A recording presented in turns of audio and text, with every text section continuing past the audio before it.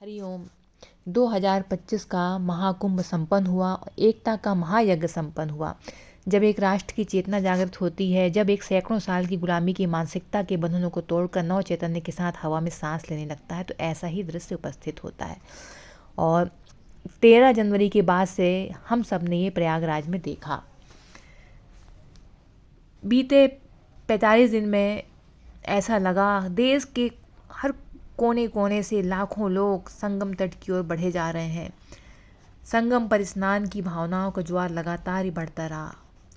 हर श्रद्धालु की बस एक ही धुन थी संगम में स्नान की, बस डुबकी लगा लें और बस डुबकी लगा के फिर वापस चल देते थे। हम लोग जब महाकुंभ मेले से स्नान करके लौट रहे थे तो गाड़ियाँ आती दिखी।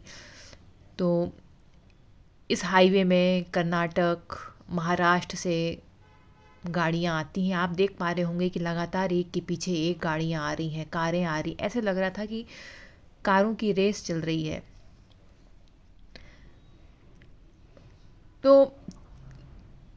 लगातार एक के पीछे एक गाड़ी, और रास्ते में जितने भी ढाबे पड़ते थे सब में गाड़ियाँ खड़ी दिखती थीं रेस्ट करने के लिए।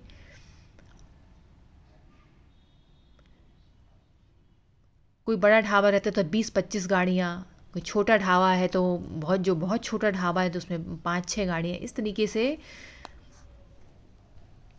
3-4 घंटे के सफ़र में भी हम 1000 गाड़ियों से ऊपर हमने निकलते देखा। तो बस हर श्रद्धालु की बस एक ही धुन रहती थी, संगम में स्नान, माँ गंगा यमुना सरस्वती की त्रिवेणी हर श्रद्धालु को उमंग, ऊर्जा, विश्वास के भाव से भर रही थी। प्रयागराज में हुआ महाकुंभ का यह आयोजन ये आधुनिक युग के मैनेजमेंट प्रोफेशनल्स के लिए, प्लानिंग और पॉलिसी एक्सपर्ट के लिए नए सिरे से अध्ययन का विषय बना हुआ है। पूरे विश्व में इस तरह के विराट आयोजन की कोई दूसरी तुलना नहीं है। 22 जनवरी 1924 को अयोध्या में राम मंदिर के प्राण प्रतिष्ठा समारोह में भी देवभक्ति से देशभक्ति की बात दिखी थी, और वहाँ भी संत महात्मा, देवी देवता, बाल वृद्ध जुटे थे, महिला युवा जुटे, और हम सब ने देश की जागृत चेतना का साक्षात्कार किया। और वही हम सब ने प्रयागराज में भी देखा, वही स्थिति। प्रयागराज में भी महाकुंभ के दौरान सभी देवी देवता जुटे, संत महात्मा जुटे, बाल वृद्ध जुटे, महिलाएं युवाएं जुटी। 140 करोड़ देशवासियों की आस्था एक साथ एक समय में इस पर्व में आकर जुड़ गई थी।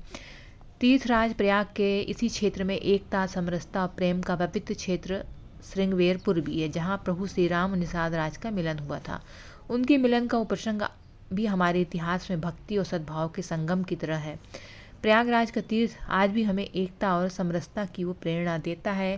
प्राचीन काल से ये महाकुंभ मेला प्रयागराज में होता रहा है, और यह एकता और समरसता की प्रेरणा प्राचीन काल से देता रहा है, जो आज तक चल रहा है।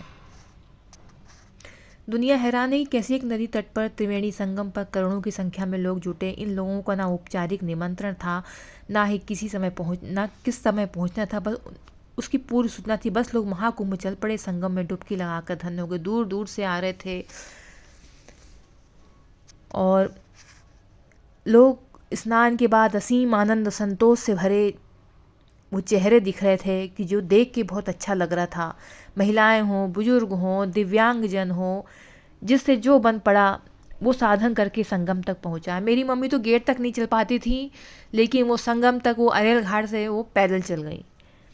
और मेरे लिए देखना तो बहुत सुखद रहा कि बहुत बड़ी संख्या में भारत की आज की युवा पीढ़ी प्रयागराज पहुंची। भारत के युवाओं का इस तरह महाकुंभ में हिस्सा लेने के लिए आगे आना एक बहुत बड़ा संदेश है। इससे विश्वास दृढ़ होता है कि भारत की युवा पीढ़ी हमारे संस्कार और संस्कृति की वाहक है और इसे आगे ले जाने का दायित्व समझती है। इस महाकुंभ में प्रयागराज पहुंचने वालों की संख्या ने निश्चित तौर पर नया रिकॉर्ड बनाया, लेकिन जो प्रयाग नहीं पहुंच पाए वो भी इस आयोजन से भाव विभोर होकर जुड़े। कुंभ से लौटते हुए जो लोग त्रिवेणी तीर्थ अपने साथ ले गए, उस जल की कुछ बूंदों ने भी करोड़ों भक्तों को कुंभ स्नान जैसा ही पुण्य दिया। कितने ही लोगों का कुंभ से वापसी के बाद गांव-गांव में जो सत्कार हुआ वो अविस्मरणीय है। ये कुछ ऐसा हुआ है कि जो बीते कुछ दशकों में पहले कभी नहीं हुआ। ये कुछ ऐसा हुआ है जो आने वाली कई कई शताब्दियों की नींव रख गया है। प्रयागराज में जितनी कल्पना की गई थी उससे कहीं अधिक संख्या में श्रद्धालु पहुंचे। इसकी एक वजह ये भी थी कि प्रशासन ने भी पुराने कुंभ के अनुभवों को देखते हुए अंदाज लगाया था। लेकिन अमेरिका की आबादी के करीब दुगने लोगों ने एकता के महाकुंभ में हिस्सा लिया और डुबकी लगाई। आध्यात्मिक क्षेत्र में रिसर्च करने वाले लोग करोड़ों भारतवासियों के इस उत्साह पर अध्ययन करेंगे तो पाएंगे कि अपनी विरासत पर गौरव करने वाला भारत अब एक नई ऊर्जा के साथ आगे बढ़ रहा है। ये युग परिवर्तन की वो आहट है जो भारत का नया भविष्य लिखने जा रही है। महाकुंभ की परंपरा से हजारों वर्षों से भारत की राष्ट्रीय चेतना को बल मिलता रहा है। हर पूर्ण कुंभ में समाज के उस समय की परिस्थितियों पर ऋषि मुनियों विद्वज्जनों द्वारा 45 दिनों तक मंथन होता था। हर 6 वर्ष में अर्ध कुंभों में परिस्थितियों और दिशा निर्देशों की समीक्षा होती थी। 12 पूर्ण कुंभ होते यानी 144 साल के अंतराल पर युगानुकूल परिवर्तन करके नई सिरे से नई परंपराओं को गढ़ा जाता था। इस बार 144 साल के बाद पड़े इस पूर्ण महाकुंभ ने भी हमें भारत की विकास यात्रा के नए अध्याय का संदेश दिया है और ये विकसित भारत का संदेश है।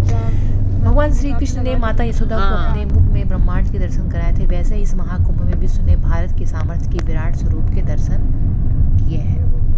हमें एक निष्ठ होकर विकसित भारत के संकल्प को पूरा करने आगे बढ़ना है। तो इस महापर्व से देशवासियों में आत्मविश्वास के साक्षात्कार का ये महापर्व है और ये जो एकता हमें दिखाई दी, ये एकता का ये महामंत्र हम सबको जीवन मंत्र बनाना चाहिए और आगे भी इस तरीके से हम सब एक होकर इस महापर्व को मनाते